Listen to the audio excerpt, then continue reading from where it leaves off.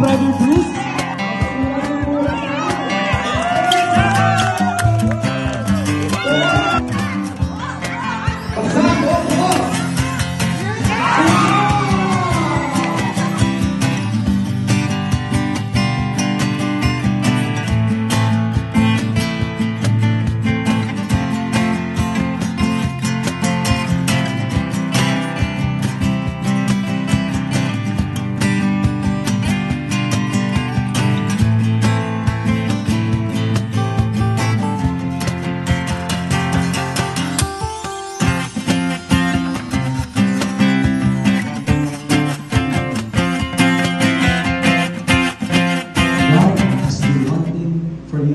This moment, letting go of everything, just you and Him. So right now, God is here. Kanina pa nandito si Lord. Kanina pa niya ginagabayan ang mga thoughts mo, reflections mo. Kanina pa niya ginagabayan ang mga naririnig mo.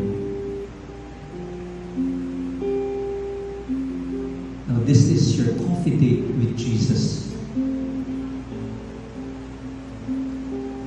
And He's asking you,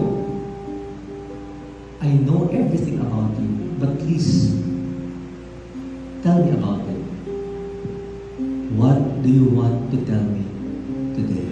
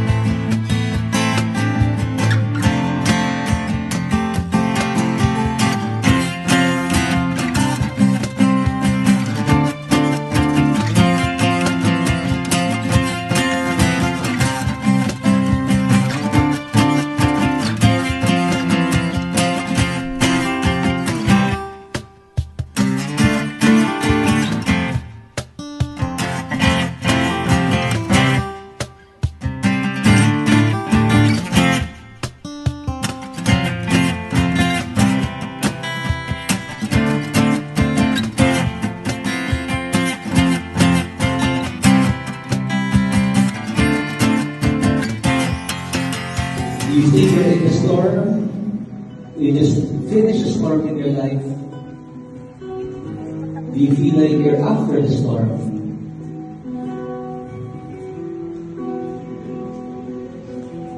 Sige lang. To those who are standing, raise your hands to them. Right now, we are sending love to people. Lord, here we are, imperfect people, called to be leaders. But today, we are not just leaders, but we are brothers and sisters. And so, Lord, we pray for this group, to those who are after the storm.